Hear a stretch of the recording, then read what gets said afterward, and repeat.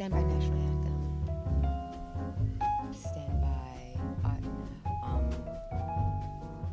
flag. Is everybody ready and set?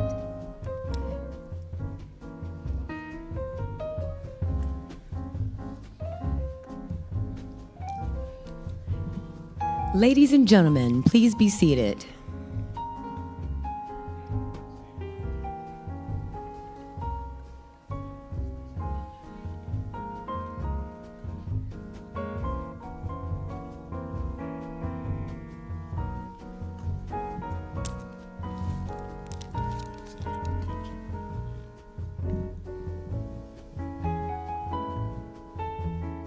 Please stand for the playing of the national anthem and the Negro national anthem. Play, go, anthem.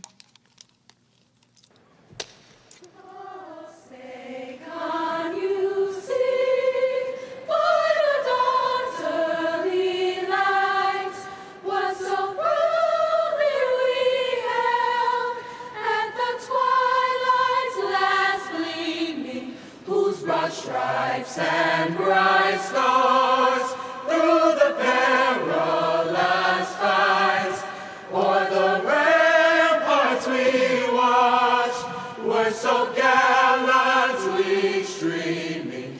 On the rockets crackling, the bombs bursting in air, gave proof through the night that our flag was still there. Oh,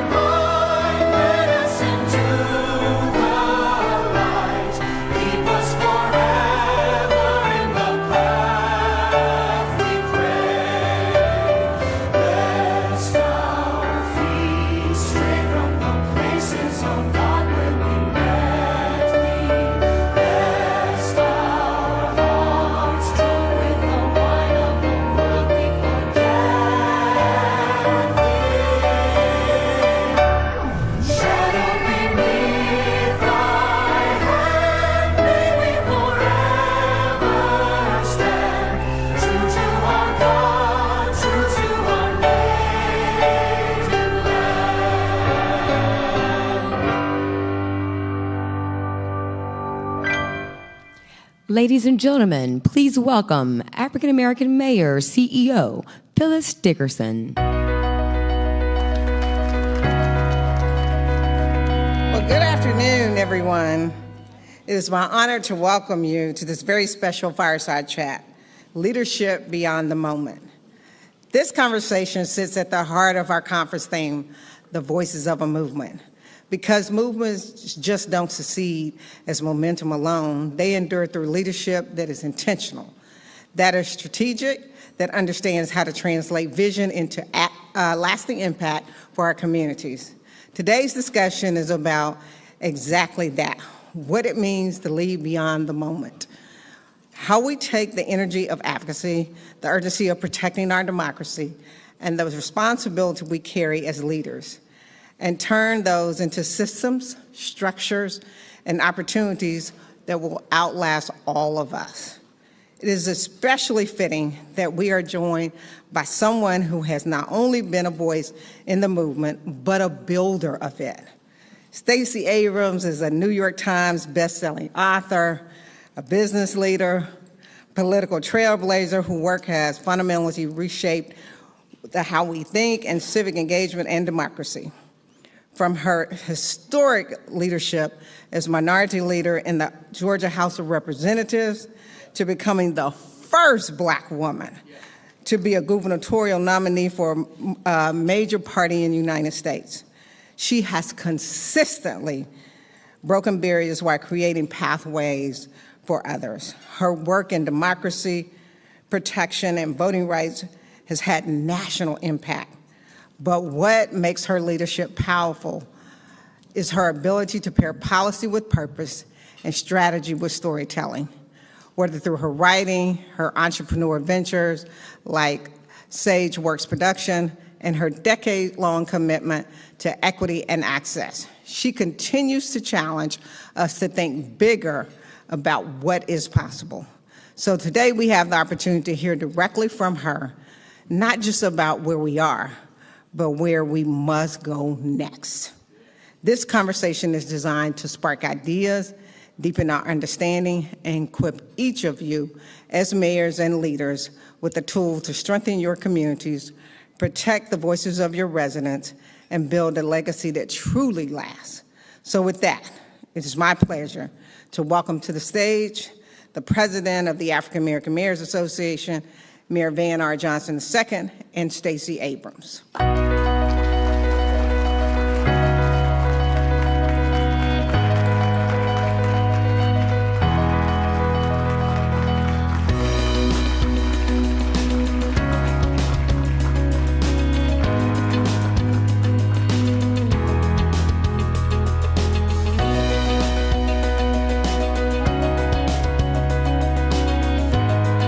Good afternoon. I think you could do a little bit better than that for Stacy Abrams. I just believe you could do better than that. I am so excited to have her here because I think Phyllis only told part of the story. Stacy Abrams is absolutely, undeniably one of the most transformational figures of our time. Those of us that know Georgia, and I know we have Georgia in the house, we know Georgia would have never turned blue or purple without Stacy Abrams. We know Biden would have never won Georgia had not been for Stacy Abrams. And we know that mayors across the state of Georgia and people who followed the blueprint would not have been where they were if it was not for Stacy Abrams' ability to not only understand and frame the issue, but to help other people see the vision as well. So let's give her a big round of applause. We're so glad that she is here. Thank you. So you're here at the African American Mayors Conference. There are Black mayors here from around the country, business council members. What's at top of your mind when it comes to local officials, particularly African American mayors, at this time in our nation's history? So I want to begin by saying thank you so much for having me and for being so nice to our Georgia mayors. I got my start in politics working for a mayor. I tell the story, I was a student at Spelman College my freshman year. Thank you. My freshman year was the year of the Rodney King decision. And in April of 1992, When that decision came down, we were in the middle of exams. But if you know the Atlanta University Center, it used to sit right beside one of the oldest housing projects in America. And the challenge was that they didn't care who it was. When the protests started, they cordoned off the Atlanta University Center. You couldn't get off of I-20. And then they started tear gassing the entire area, including our campuses. They were reporting that these were just riots, and anyway, the reporting was false, to say the least. And for those of you who are over the age of 40, you remember that back then, there were only like 4 television stations. And so I was very outraged by the misinformation that was being propagated by reporters that I watched regularly. And so I organized students in my dorm to start calling the TV stations and correcting the record, and also correcting the narrative that these were just angry black people who had no reason to be mad. It spread from my dorm to other dorms, and it got so effective that we were blocking the phone lines to ABC, NBC, CBS, and Fox. And they decided to demand a name if you called again. And so one of my friends who had gotten involved in this, there were about 75 students across campus. And I promise you, Mayor, I've got a point here. So they came back and they said, well, they won't answer our call unless we give them our name. And I said, just tell them you're me, because I did not think this through. And so you had all these students, at a certain point, about 150 Spelman students calling all of these television stations saying they were Stacy Abrams. Well, the Atlanta Police Department found out, and they came to Spelman's campus, and I got called to Janetta Cole's office, the president of Spelman College, I'm assuming to be expelled from school. And so I walk in and she says, you've been invited to come to the simulcast that's being held at the Georgia Public Broadcasting Station. Do you want to go? So I put on my cleanest t-shirt and my nicest jeans. And we go to GPB in Midtown Atlanta. And I get into an argument with this guy named Maynard Jackson. Now, I am a righteously indignant 18-year-old college freshman explaining to Maynard Holbrook Jackson, who's 6'12", that he has been an insufficient political leader, does not understand youth, does not understand the plight of black people. And as someone who I was a college student who would go to zoning committee meetings, that I was deeply disappointed in his leadership. And I did my spiel, and he proceeded to completely decimate my argument on broadcast television and explained all the ways I was wrong, but did it in such a fashion that I was not embarrassed, but I was chastened. But what he did next is why I believe in the power of mayors. I went off for the summer. I was invited to participate in a program with the Ford Foundation. I came back to college, I made up a major, and in the middle of my second semester, I got summoned back to Dr. Cole's office because I think she was just tired of me by then. And she says, there's someone for you on the phone. And I pick up the phone, and it's Mayor Maynard Jackson. And he said that he heard me when I talked about the disconnect between city government and young people.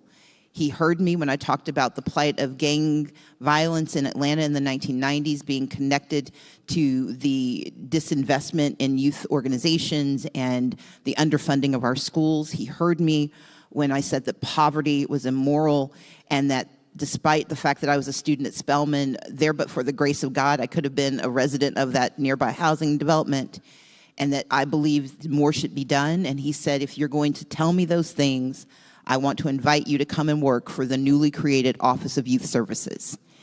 And I became the first student employee at the City of Atlanta. I tell you that story, thank you.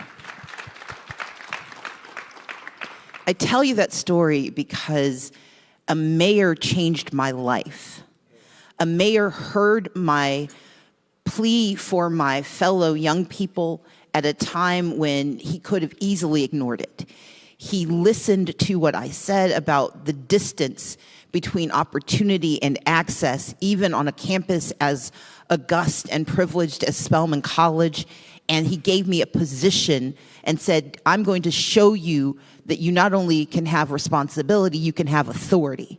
And he did it not after I had all the degrees that I needed. He did it when I had the interest in doing work. In a moment where people are begging for what can I do to save the democracy I feel slipping away, there are no more important people in this country for this work than the mayors of America, and especially the black mayors who understand what's at stake. Wow. Well, your work has consistently bridged policy, civic engagement, and democracy reform. What does effective political advocacy look like today in the times we're living in, especially for local leaders like us who are trying to translate community voices and community situations and real-life situations into policy change? One of the reasons we're in the posture we're in, the reason our nation is undergoing authoritarian takeover, and let's be clear, there are 10 steps to authoritarianism. There's a playbook that has been followed by every single authoritarian leader in modern times. And it's no longer the military coups of the 1980s and the juntas of the 1970s. It's elections. They start by winning elections. And after winning that election, that was the first step. The second step is that you see the expansion, the unchecked expansion of executive authority. You see step 3, which is the weakening of competing powers, the impotence of the judiciary and the complicity of the legislative bodies. You see step 4, the gutting of government services, because democracy only works if people think government can do something for them. When government ceases to deliver, what happens is cynicism sets in, and the authoritarian scoops up the cynicism and turns it into power. Because you only agree to fund a government and share your resources as a citizen because you think there's something that can be done for you. And when authoritarians see that, they know that if they can break government so it doesn't work for anyone, democracy then doesn't work for anyone. And it's easier to kill democracy when people don't trust it than it is when it's actually working. Step 5 is when you install loyalists who do everything in their power to ensure that the gutting of government and the breaking of trust is permanent. Step 6 is when they attack the truth, and that is the closing of, that's basically, it's the consolidation of information and the rise of propaganda. It's the decimation of public media. It's the attacks on artists and protesters. You attack the truth so that you can create an information vacuum that is filled by propaganda. Step 7, you attack the vulnerable. You go after, and I saw Mayor Brandon Scott, you go after DEI. And you go after DEI because you cannot have a pluralistic democracy if pluralism is illegal. And that is why they went after DEI, because diversity means all people, equity means fair access to opportunity, and inclusion means respect for belonging. Pluralism in America is packaged as DEI. And that's why they've gone after it so aggressively. That's why they've tried to make it illegal. You do that because you have to blame someone for the brokenness of government and the aggregation of power. And that is where you all are the most impactful. But it's just not just step 7. Step 8, you go after support systems. You start cutting funding to local governments that can do the work. Step 9, you normalize state violence. In the United States of America, in 2025, we had 9 cities under military occupation. In the U.S., we are sitting in a city that is currently under military occupation. We have masked roving paramilitary in the United States, and we give it a badge and put it in our airports now. That's what they do, because when you can normalize state violence, then what happens is that people start to forget what it felt like to have freedom. And then you get to step 10, and step 10 is when you end democracy for everyone. You don't do it by eliminating elections. You don't do it by declaring a state of emergency. You do it by seizing the records in Fulton County. You do it by seizing the records in Maricopa County. You do it by the SAVE Act. You do it through voter suppression. Because authoritarians like elections. They just like to know they're going to win. And you don't have to eliminate elections because the elections give you the veneer of truth and the veneer of authenticity. And I say all of that to say that where American mayors sit, where African-American mayors sit, is that you've been fighting the vestiges of authoritarianism since the day you got elected. because you're often elected in states where the leadership of the state does not respect the power of your local leadership. You have the responsibility then to be the antidote to those 10 steps. You are the antidote to the gutting of government because you've already learned how to provide services despite not being funded for the work that you're asked to do.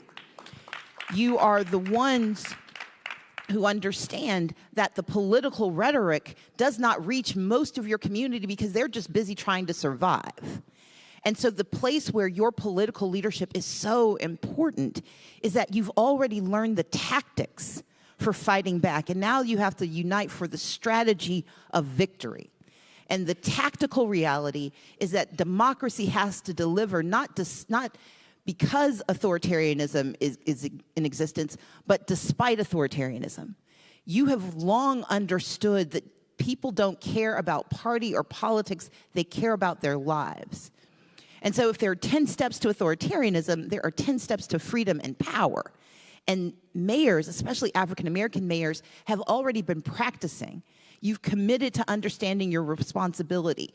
You have shared good information, but do it even more. Use the mechanisms at your disposal.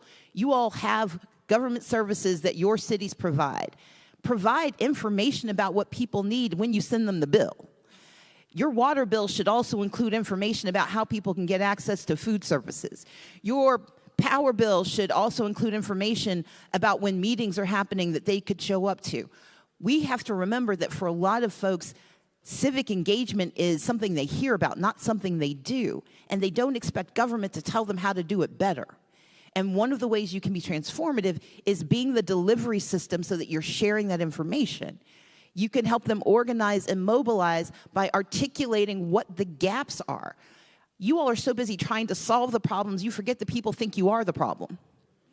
And this is the opportunity in this moment to tell people, here's why it's broken. It is not that we aren't trying hard, it's that we sit in a system where the state is the intercessor and the money you read about on TV or hear about on TV and read about in the paper never quite made it to where we are. I know that we've got Mayor Jones of Columbus in here who is living that every single day. Because in Columbus, Mississippi, the governor of Mississippi has the authority to basically scoop up the money and carry the cash before it ever gets to the city that it's designed for. And so across the board, this is a moment where mayors become the oracles of Delphi. You start telling people what is and what can be. Because if we want people to believe that they can escape authoritarianism, they have to believe democracy can deliver.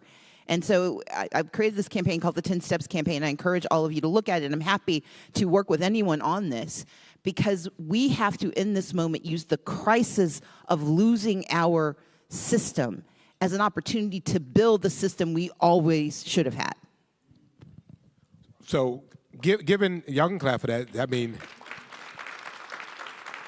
so given what we've seen in places like Georgia, from the seizure of election records in Fulton County, the ongoing scrutiny of voting systems, what should mayors understand about the current threats now and certainly the handicaps that we might have as it relates to local elections? Sure. As I said, they don't want to cancel elections. They want to manufacture elections. The term of art used to be rig elections, but rigging is no longer they want to manufacture the outcome of elections. Voter suppression is real. Voter fraud is not. Voter fraud in the United States is less likely than getting struck by lightning twice. Let's be clear. The Heritage Foundation spent decades combing through records, and they found 85 cases out of 2 billion votes. You can win Powerball more often than that. But voter suppression is real, and it happens every election. It doesn't just happen in presidential elections. Because voter suppression is 3 things. It is, can you register and stay on the rolls? And I want you to think about whether or not you live in a state that makes registration harder than it has to be. Or does voter purges more often than it needs to be? Step 2 is, can you cast a ballot? So when you hear about the shutting of polling places, the attacks on vote by mail, the attempt to limit early voting, that's voter suppression because they're trying to limit, can you cast a ballot? Photo ID has always, there's not a state in America that does not require voter identification. What they are trying to do is create a higher bar for that identification, knowing that most people can't clear, or that a lot of people can't clear it. And so no one disputes the necessity of citizen voting or of voter ID. This is not the fight. The fight is how restrictive are those rules. And so can you cast a ballot comes down to, can you actually get to the polling place if there's no public transportation, and if they've closed the polling place in the community you're in? And if you live in a rural community, if they shut down the wrong polling place, you are out. And then the third is, does that ballot get counted? And that's what we experienced in Georgia. And so if you know that those are the three component pieces, can you register and stay on the rolls? Can you cast a ballot? And does the ballot get counted? Then the role that you can play is ensuring that those three component pieces are blunted. Number one, there should not be a city office that does not include voter registration opportunities. You have the ability to ensure that your people have the passport to democracy. And if you have an office in city government that does not offer the ability to register to vote, why not? Use every interaction and every engagement with the people in your community to ensure that they are registered. And then give them a little handout about how they check and make sure they stay on the rolls, because they are the first ones who get purged. And they do not get purged because they did something wrong. They get purged because they tend not to vote, or because they don't pay attention until it's too late. Second, can they cast a ballot? They will not cast a ballot if they don't know there's a vote. They will not cast a ballot if they don't know what the election is about. And you all are exceptional at telling people about you getting elected. That's why you're all here. You got to do the same work to tell them about the other elections, because your work is made harder when the wrong people get the other jobs. And there's a tendency to think, I got mine and I'm done. Now I have to go do my work. But your work in democracy is ensuring that other people can help you do that work. And so when it's about casting ballots, make certain that you are using your mechanisms to tell folks where, how, and when. Do not rely on candidates to do that work, because they are going to tell the people they want about the days they like for the people that they think will help them. Your job is to ensure that people trust democracy, because it makes your work easier. And then the third is, does that ballot get counted? In this upcoming election cycle, there's a lot of shenanigans that will abound. Sometimes you've got to be the one who files the suit. And that is hard. It is difficult to decide to put at risk the role that you have to fight against the people you need to invest in your community. But these are not normal times. I took a lot of flack after the 2018 election when we filed suit. And I never filed suit to make myself governor. Every lawsuit I filed was about ensuring that every ballot cast got counted. Why? Because I was the person with standing. My name was on the ballot. I had the resources, I had the knowledge, and I had the platform. And so the other component piece in fighting voter suppression is courage. And a lot of you are going to have to do something that feels distasteful or uncertain if you want to defend the democracy that you serve.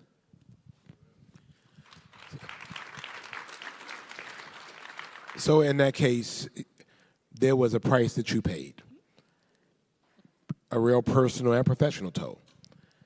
You had more votes than anyone in Georgia history except for one. Yet you offered yourself again. How did you stay grounded? How did you stay motivated? I had the pleasure of watching kind of close up, and you just kind of went right back into it. How did you do it? I think poverty is immoral. I think it is economically inefficient. I think it is solvable. And if you live in the South, which is where I'm from, and we welcome you as a transplant, although technically I was born in Wisconsin. I don't remember any of it. I grew up in Mississippi, came of age in Georgia. I grew up understanding what it felt like when government didn't serve you.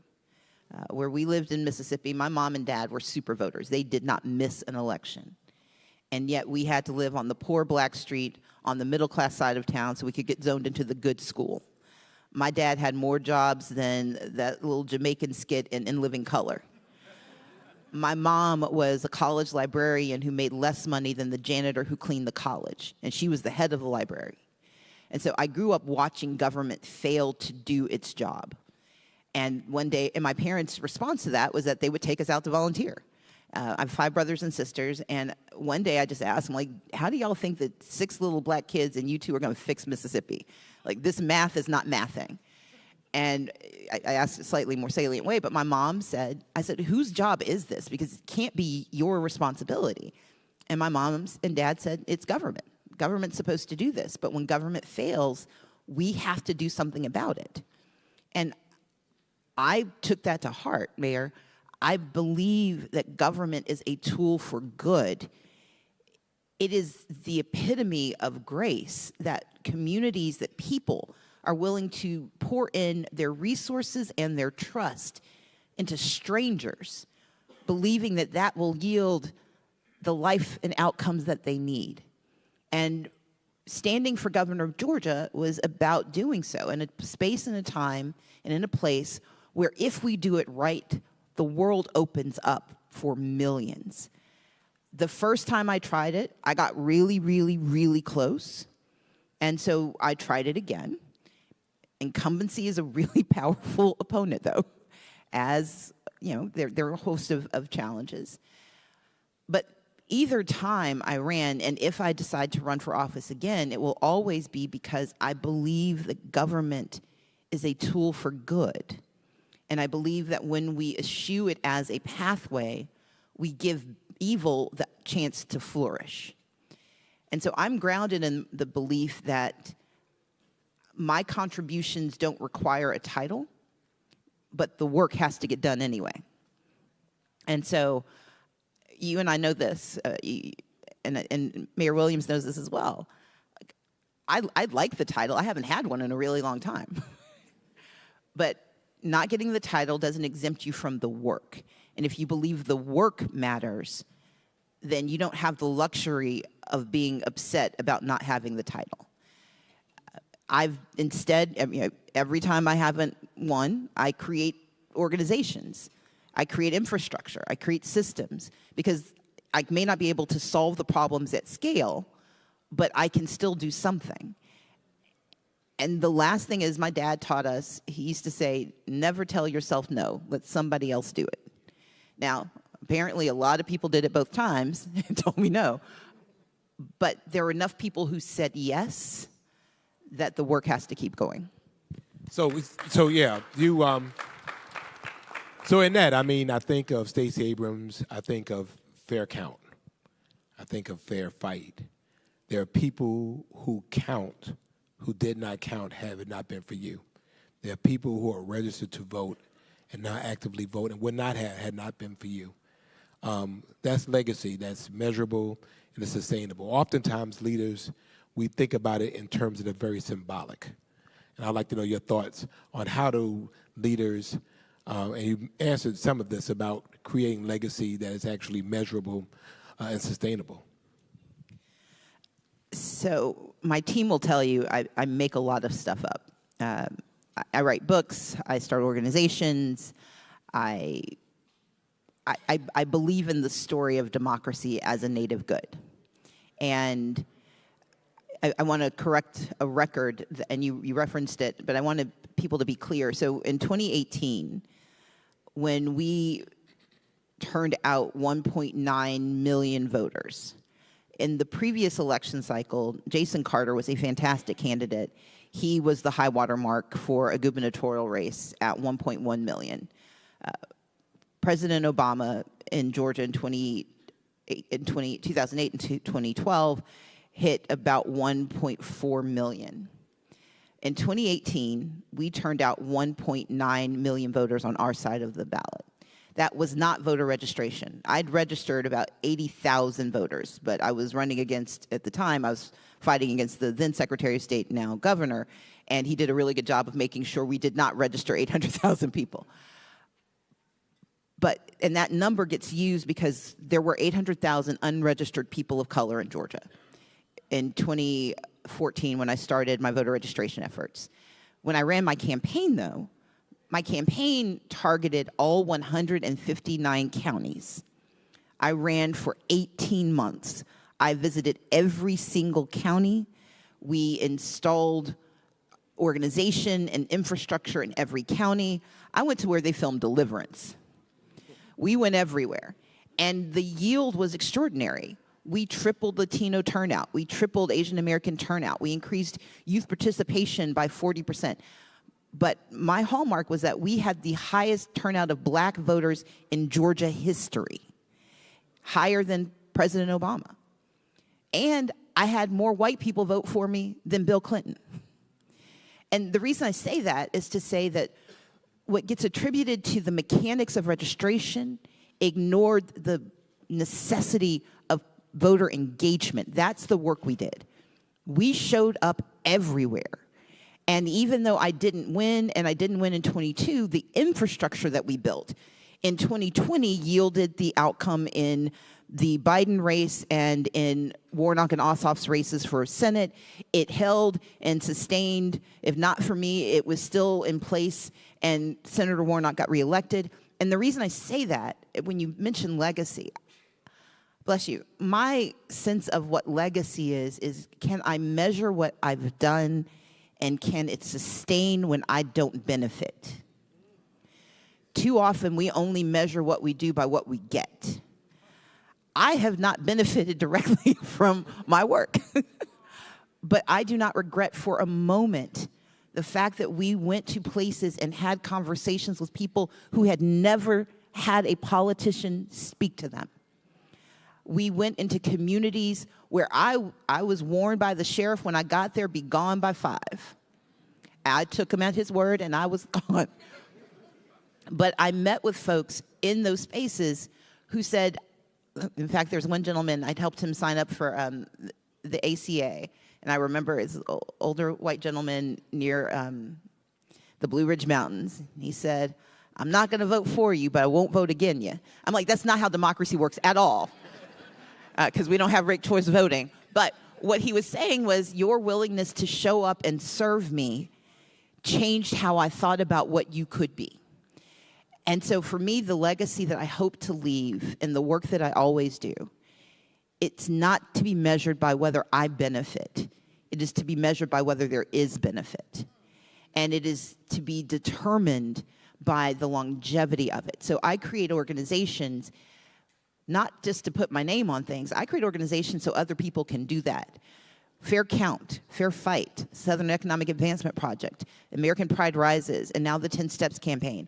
All of the things I start, I make sure other people can keep them going, because the worst legacy is to do something that is so bound to who you are that when you're gone, it's gone.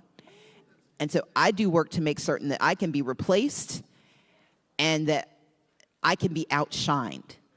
I am doing my best work when other people get credit for what's happening, and that's what I look for. So on that, but just shifting just a little bit, there was a recent article talking about the members of Congress and talked about their ages and their amount of seniority. For mayors, what do you think is the right time to pass on the baton, to kind of move it on, to go on to their next chapter? And what role do you think we should play in identifying, mentoring, cultivating the next generation of leaders? I thought we were friends. We are. Okay, so I have this conversation with folks a lot. And I started with the story of Maynard Jackson. Mayor Jackson ran very young. He served 3 terms. And each time he ran again, someone said he should let someone else have a chance. I think the metric of utility is, are you able to do the work?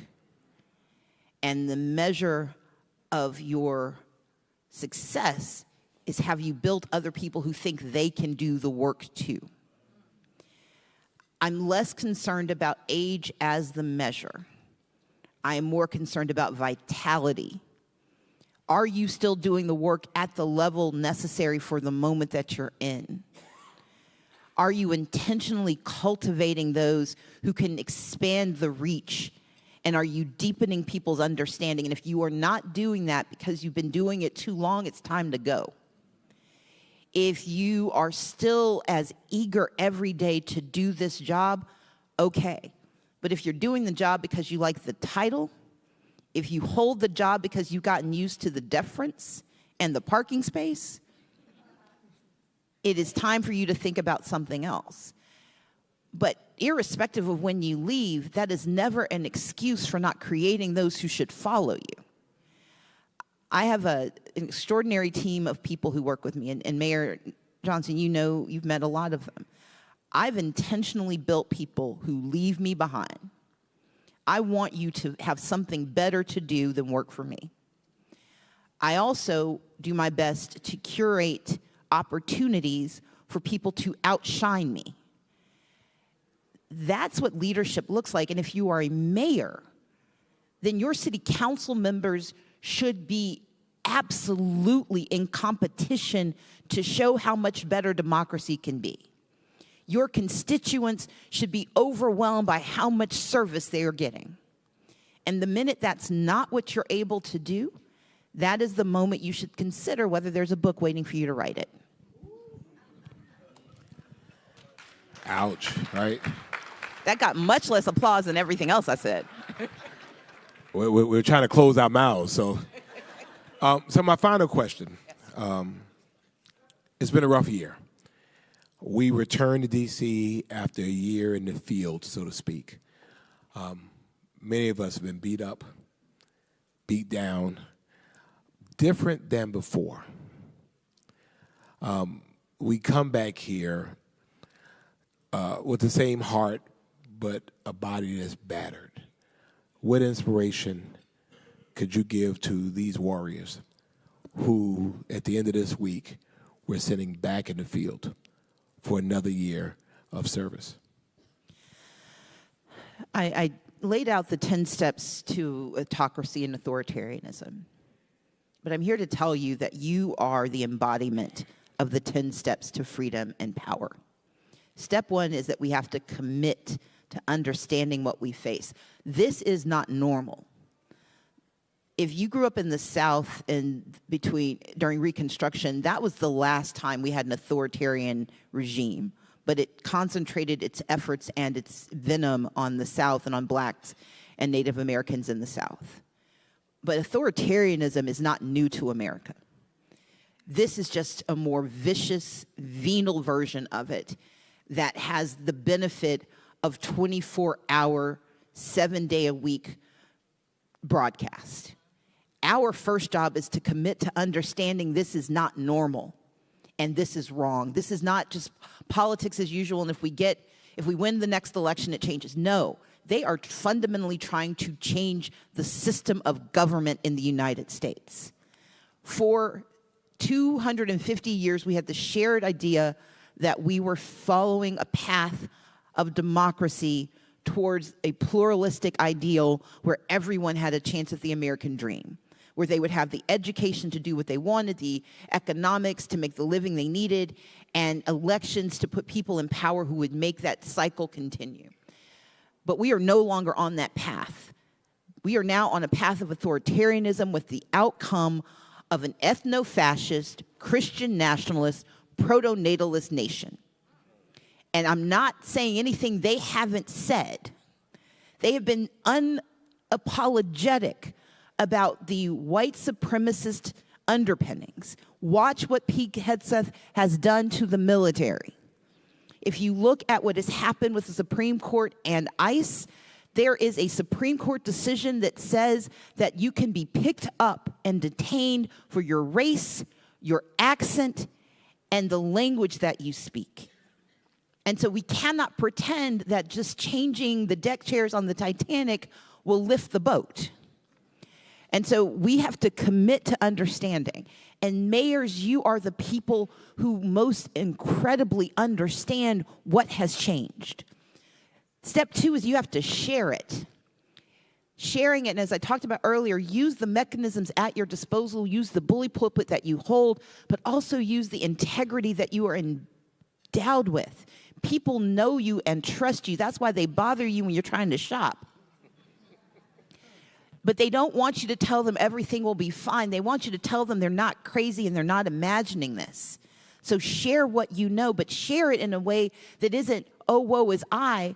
It is, here we go. Step 3, we have to organize. You are extraordinary organizers because you got elected. You know how to pull people together. And now you have the mechanism of cityhood to organize folks. Because you are not organizing them to elect you. You are organizing them to defend the systems that they trust, to defend democracy. And democracy is how they get to live the lives they need. Step 4 is you have to mobilize them. Don't just say, be upset, be mad. You got to give them things to do. And we all know that mobilization isn't just about high transformation. It's taking care of your neighbor. It's making certain that when they cut Medicaid, when they cut Medicare, when they cut SNAP benefits, that you are holding food banks, that you are doing food drives, that you are figuring out, is there a mobile clinic that I can set up so we can go to some of these neighborhoods where the hospital shut down because the state won't expand Medicaid? What are you doing to mobilize to solve the problems? Because before we had power, we had each other, and you are the people who see that. Step 5, we got to litigate. We got to fight. It is insufficient to think that if I sit really still, they won't see us. It's like a 3-year-old playing hide and seek by closing his eyes. You have power, and that power is irrelevant if you refuse to use it because you're afraid somebody will take it. We've got to fight back, and that means fighting against the meanness at the state and local and federal level that is changing the lives of the people you serve. Step 6, you've got to be disruptive. And I know I'm talking to a bunch of disruptors because I've seen you on CNN. But we cannot hope that it's okay that they're doing these things. We've got to start recording what is being done. Those whistle brigades that are happening where ICE is roaming. You guys have to do the work of leading the disruption. You've got the power, but you also have the shield, and use that to help lead your people to disrupt what authoritarianism wants, which is complacency. Authoritarians want us to be afraid, and you've got to show that you are not afraid. You've got to do step 7, which is that you have to deny them the agency to steal your power. I talk about DEI everywhere I go because it is in our DNA. And when we allow them to strip us of our language, when we're like, well, we can't say that because someone on Fox said it was bad, or someone on Blaze wrote a story. No. The best way to quell a people and to quiet a people is to change their language. Because when you can change somebody's language, you are changing their mind. We cannot allow them to strip us of our language. And mayors, you have the ability in small and large ways to say aloud what needs to be said, and then to say thank you to those who say it for you. Step 8, we have to engage. You sit in seats of power, but that means you can reach higher and lower. Your state legislators need to know that you are watching what they are doing. If AI is coming to a community near you, you don't have to hate data centers, but you have to despise what it's doing to your community if it is not putting money in and putting supports in. You can do that job by denying them and by engaging on issues where they think they've already won. You're here in D.C. Everyone should know that you know where to find them. Step 9, we have to keep electing people. If you're not up for re-election, then you should be engaged in the election of every good person who is running in your community and in your state, because we will not be able to vote our way out of it, but voting really helps. We have got to elect people in the midterms who believe in democracy and are willing to fight for it. And I say those things, those 9 things, Mayor, because if we commit, if we share, if we are willing to organize and mobilize, if we are willing to litigate, if we will disrupt, if we will deny, if we will engage, and if we will elect. And mayors, I am here to tell you that sitting in this room is the power to do step 10, which is that we can demand the democracy we have always deserved. But we cannot demand it until you believe that you are the voices of the people. And I'm here to tell you, we are waiting to hear from you. So let's get it done. Wow. How can we engage with the 10? Go to 10stepscampaign.org, and Mayor Johnson knows how to find me all the time. And I'm very serious. If I can be of service to you wherever you are, whoever you represent, this is a passion of mine. My dad got arrested when he was 14, registering black people to vote in Hattiesburg, Mississippi. We tease him that my mom did the same work and managed not to get caught. But what I mean very seriously is that I believe that mayors you are the vanguard of how we fight for our democracy.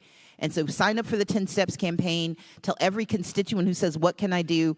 We have all the resources on there. We have mobilized so they can find events where they are. We have toolkits so that they don't know how to a lot of folks don't know how to do civic engagement. We have toolkits on there. We're putting together an AI agent that can help them do their own plans. We are building things every day, so please sign up for the 10 Steps campaign so you can stay involved. But also tell your president, and I think you have an incoming president, call on me. Have gun, will travel if you watch Westerns. I will fight for democracy wherever I can, and I'm here to help, so let me know. I did call you. I did. How many of you think she was of service to us today? Ladies and gentlemen, Stacy Abrams.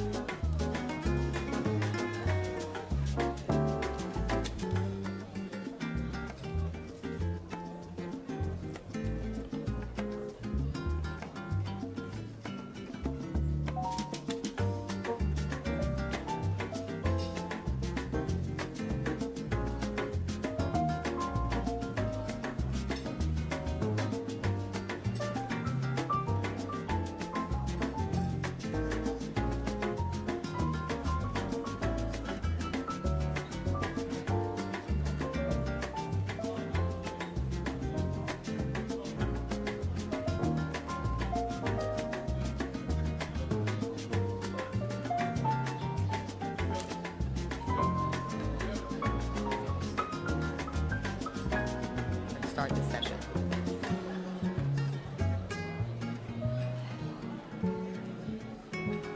Ladies and gentlemen, please be seated. Please welcome Mayor Donna Sauter from Jonesboro, Georgia, and Mayor Christopher Harvey from Manor, Texas, and former mayor of Sacramento, California, and founding president of the African American Mayors Association, Kevin Johnson.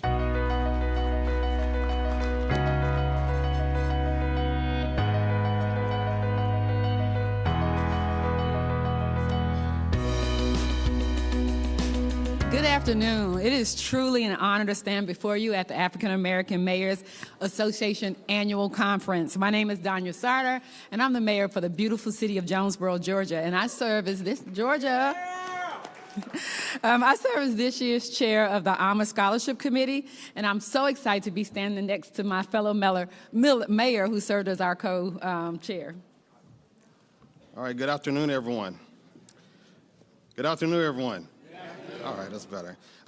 Thank you, Mayor Sauter, for the introduction. I'm Dr. Christopher Harvey, mayor for the city of Manor, Texas, and I have the honor of serving as the co-chair for the Scholarship Selection Committee. It has been an absolute privilege to join all of you all today for what is not only a celebration, but legacy in motion. We're here to recognize 5 young adults who embody the future. They are the architects for a better world, dreamers who never give up hope, and today we celebrate their brilliance. These are the Kevin Johnson Presidential Scholars. They represent both undergraduate and graduate institutions. This moment, this stage is the launch pad for what they will one day look back on as the beginning of something powerful. Mayor Salter. Kevin Johnson, the founding president of AAMA and the former mayor of Sacramento. Let's give it up for Mayor Johnson. It's such an honor to serve with him. He's a living testament to the power, vision, and service and Black excellence, as you all know. Through this scholarship, his legacy lives in our classrooms, in our communities, and in the character of these extraordinary scholars that we're going to get a chance to meet. Each of them have shown outstanding academic achievement, leadership potential, and a deep commitment to community. So let's meet our inaugural scholars, each of whom will be receiving a $5,000 scholarship. Each one represents the very best of who we are and all of what we can be. Our first recipient? No, I think that's Kevin. No. Right there, Kevin. Aren't you Kevin Johnson? Yeah, but I think so. No, Kevin Johnson's supposed to say. Oh, you're doing good. You're doing good. Okay. Oops. Give it up for the 2 mayors here to get us started. Thank you. All right. Our first Kevin Johnson Presidential Scholar is Alexis Motley, a graduate from Southern University and A&M College.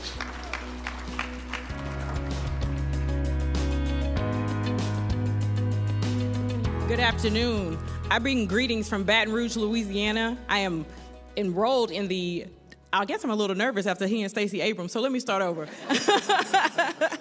I am Alexis Motley. I come from Baton Rouge, Louisiana. I am currently enrolled in the Executive Doctoral Program and Public Policy. I'm a registered dietitian by trade, and I'm here to fight hunger. So my research focuses on combating hunger on college campuses, especially on HBCU campuses. Thank you. Let's give it up again for Alexis Motley. Our second Kevin Johnson Presidential Scholar is Reagan Pickett, a graduate student of George Washington University.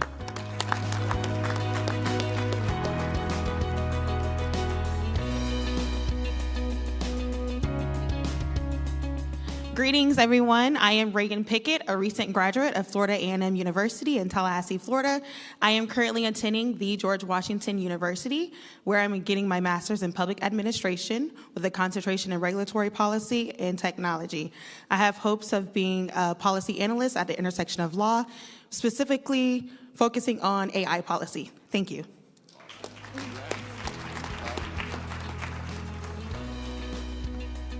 Our third Kevin Johnson Presidential Scholar is Stephen Miller Pitts, a graduate student from Southern University and A&M College.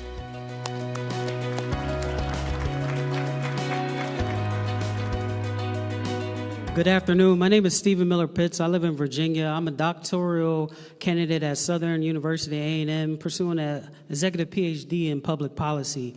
My research focuses on evaluating the economic impact of wealth creation policies on racial disparities in the United States. My career goal is to lead a global policy innovation center with my colleagues. While the top think tanks in America are rarely Black-led, we're going to build one led by public policy experts to bridge the gap between research and real-world results.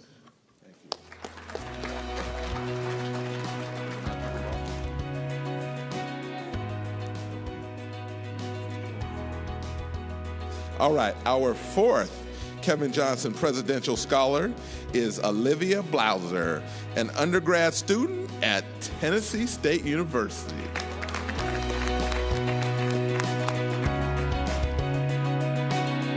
Hi, Hi, everyone. Good afternoon. My name is Olivia Blosser. I am a junior, again, in my undergraduate studies, studying both political science and urban studies at Tennessee State University. I'm originally from Oil City, Pennsylvania, and after I complete my undergraduate degree, I hope to pursue a dual degree in Master's in Public Policy and get my Juris Doctor. My main kind of policy interests are kind of social policy, housing policy, so when I do enter that degree, I'm kind of wanting to see the intersection between just housing policy and just real estate law, so, yeah.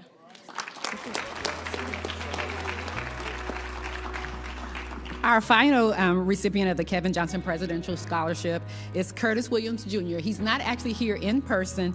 He had a flight delay. But let's give it up again for Curtis Williams. He's an undergrad student at Southern University and A&M College.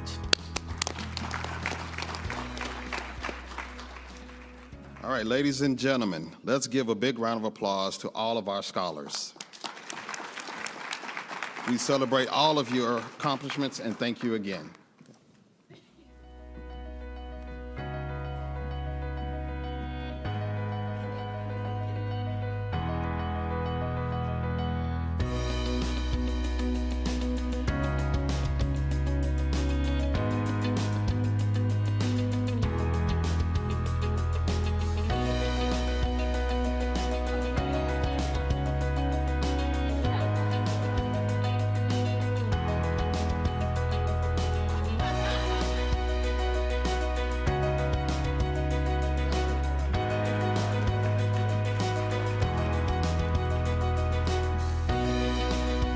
Ladies and gentlemen, please welcome Mayor Van Johnson of Savannah, Georgia, and the president of the African American Mayors Association.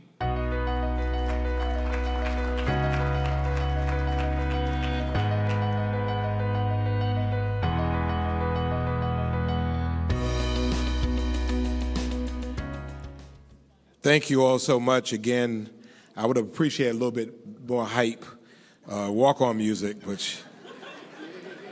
Should I try that again?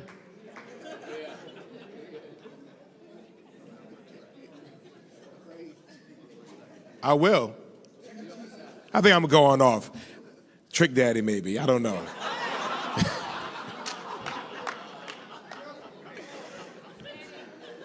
Ladies and gentlemen, brothers and sisters, Phyllis, let's book Trick Daddy for next year.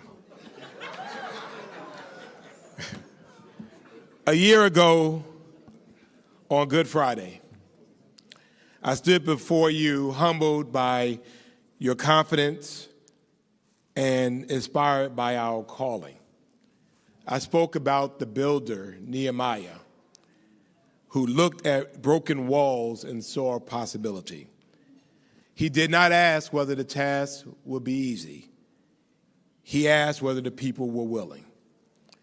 And I challenge this organization to build our relationships, to build our capacity, and to build our legacy. And build we did. We built our relationships. We forged historic partnerships with the National Forum of Black Public Administrators, the National Organization of Black Law Enforcement Executives, the NAACP, the National Coalition of Black Meeting Professionals, the Airport Minority Advisory Council, and the Combat Anti-Semitism Movement. We showed that African American mayors do not stand alone. We stand together. And when others chose not to honor our beloved Reverend Jesse Jackson, more than 100 mayors across the country did what mayors do. We led. We lowered our flags in our cities because we reminded America what leadership is, and leadership is not waiting for permission. It's about doing what is right. We also built our capacity. We welcomed 49 new member mayors into this family, most of them from Georgia, and added 18 new business council members. We traveled around this country and around the world. Many of you have gone with us to Ghana, West Africa for our historic meeting there, to Phoenix, Arizona, from the city halls around our country, from boardrooms to neighborhoods, making sure that the voices of African American mayors were not only heard, but respected. We strengthened our digital presence and expanded our reach.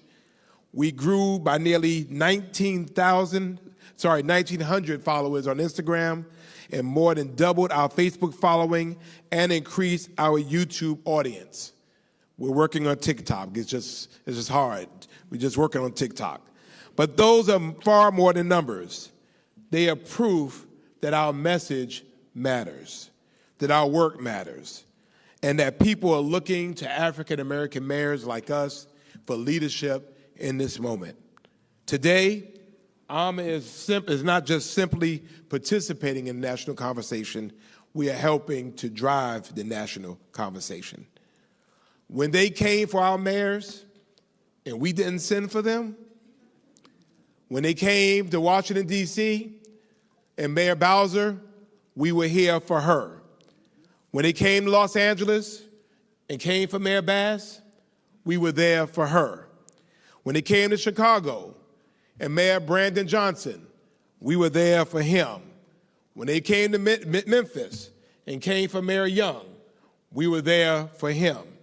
When they came to Baltimore and came for Mayor Scott, he said, he's good, he got this, okay? Do you, brother, do you. And finally, we built our legacy. This is a proud organization. This is a strong organization, built for us and by us because everybody else is not meeting our needs. And we're starting to have those courageous conversations to mayors across the country that if you're not in an organization that meets your needs, you need to find another organization to come to, and AAMA is the place to go. That the people need to meet us where we are and not take us or our power for granted. And we will continue those conversations. We completed another cohort of our Elected Municipal Leaders Institute.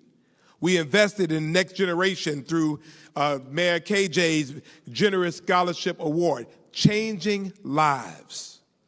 We prepare future leaders because we understand that leadership is not only about doing the work that we do today, but also preparing people to do the work tomorrow. This is legacy. I am so grateful to the Board of Trustees, our team. We have been through thick and thin over the last year, many late night calls, but yet we did it together. And I am so thankful. Let's give a round to our Board of Trustees. And certainly to our emeritus, our President Emeritus, which I will be joining soon. Thank you for your friendship, your brother and sisterhood. Thank you for the words of encouragement. Thank you for telling me there's going to be all right when you knew doggone well it wasn't going to be. But it sounded really, really good at the time. I appreciate you, and I appreciate what we've done together. I'm also so excited for Mayor Brandon Scott and the leadership that he will bring to this organization. Y'all know he is dope, he is strong, he is prepared, and he is ready for this moment in time. Let's give him a big round of applause. And I am so grateful to the staff of the African American Mayors Association. Pound for pound, they work harder than anybody else. I don't know when these folks sleep. I get emails at 3 o'clock in the morning, and at 6 o'clock I'm being asked why I didn't answer the 3 a.m. email. This small but mighty group put this entire conference together and worked every single aspect of it. And I am so grateful. With our staff that are here, would you please stand and please give them a very big round of applause.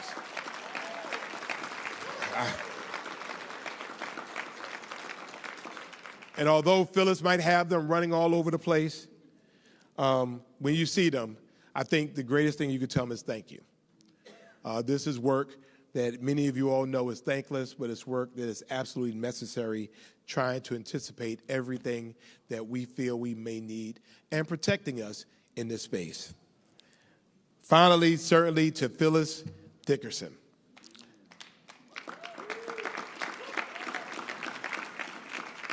So Phyllis and I have known each other for well over 20 years. We kind of grew up together. But I will tell you, talk about a powerful, powerful woman. A powerful woman. A smart woman. A woman who could stand shoulder to shoulder to anybody out there. She is connected beyond measure. Everywhere I go, there's someone somewhere that's asking me about Phyllis Dickerson. I'm like, I'm not Phyllis Dickerson's man, and I'm not her keeper. Stop asking me about Phyllis Dickerson. But I will tell you that her dedication, her care, her love of this organization, her wanting us to do better and be better is what continues to drive us. And from an organization, KJ, that has grown from what it was to an organization where now we got too much money in the bank, we got to kind of move some money into investments, it is because of the leadership. Regardless of who's in this chair, it's because we have an amazing CEO. Ladies and gentlemen, would you please stand and show some love to Phyllis Dickerson? Come on up here, Phyllis. Vince, could you grab that seat behind you, please, sir?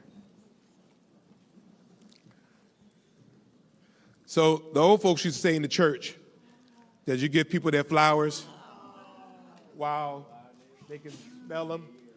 And we wanted to give you our flowers and let you know how much we appreciate you. And I know we give you hell. And we fuss at you and you fuss at us. She left me in a hotel in Ghana.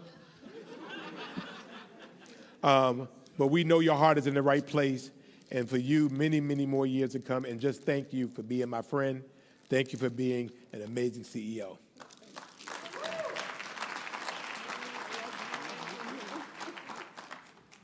And I'm going to block her phone number tonight.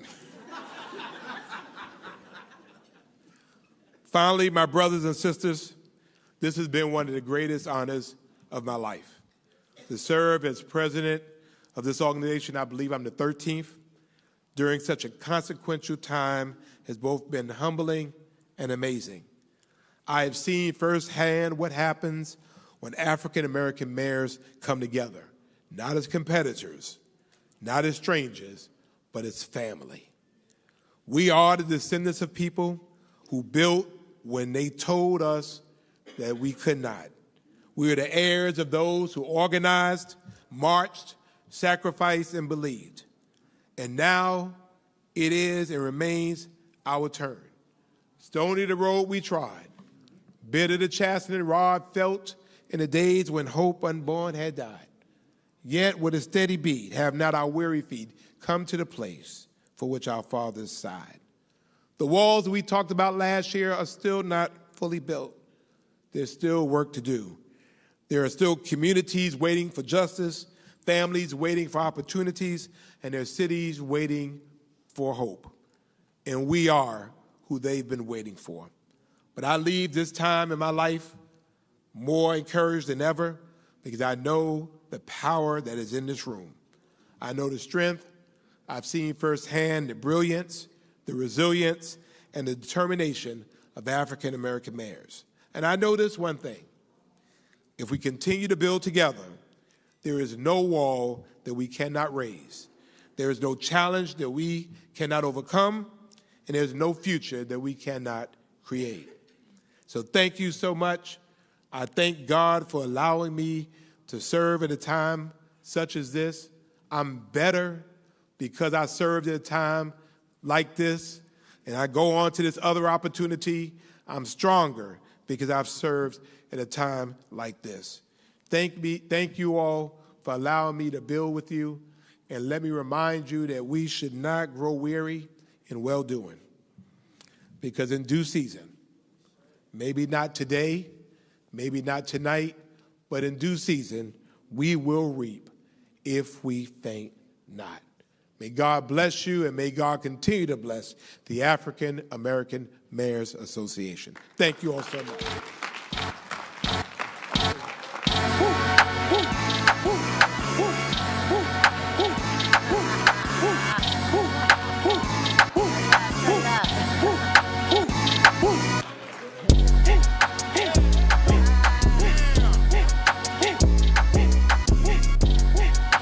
We can party now. Very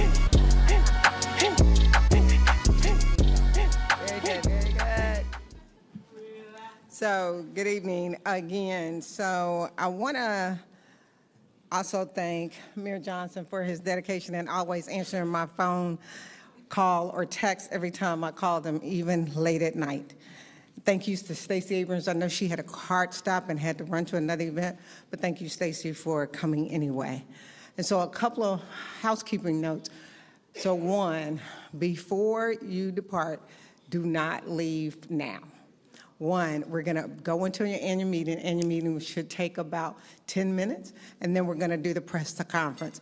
For the press conference, all the mayors are going to come on stage, so stay right there. Second thing, for the top sponsors, Axon, Black Wolf Data Center, American Beverage Association, Wells Fargo, Sustainable City, Amazon, Target, you know who you are. You're going to have a reception in Mayor Johnson's suite at 5:30 this afternoon. So yeah, we got his room key. He doesn't know that. So it's at 5:30 this afternoon. You'll do a champagne toast with him because unfortunately he has to leave tomorrow for another engagement. And then right after the press conference, mayors, there's a mayors only session that Mayor Cantrell is hosting. It is a power-packed event. She's worked really hard on it. It's in the Rotunda. The Rotunda is where we had the board meeting. There are volunteers standing around. Have them usher you there right after the press conference, and you will be there with Mayor Cantrell. And then, of course, the reception night, which is what everybody's probably texting and calling you about trying to get in. Tell them they can't get in. Tell them how much it costs you to get in here. Okay, that's how much it costs to get in the reception. All right, so the reception is at 6:30 tonight. It is right on the corner at 1275 Pennsylvania Avenue. I already know you guys can find it, but we will have volunteers out there. American Beverage Association is hosting us on their rooftop. Bill and team, thank you for hosting us. It will be power-packed, and it will be the farewell to Mayor Johnson. For those of you who do not know, I affectionately call him Van. Van will be the president of National League of Cities in November, so we will be there to see him get sworn in. So now we'll turn it over to the annual conference meeting, and Mayor Simmons, you'll join Mayor Johnson on stage.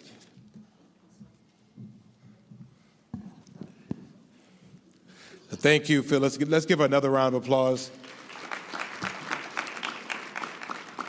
And please don't try her tonight at the reception. Don't try her. Don't try her. Don't try me. Try Jesus. He's all right. The AAMA annual business meeting will now come to order. Our annual meeting is a requirement pursuant to the AAMA bylaws, section 1.8. Thank you very much. We will have a roll call.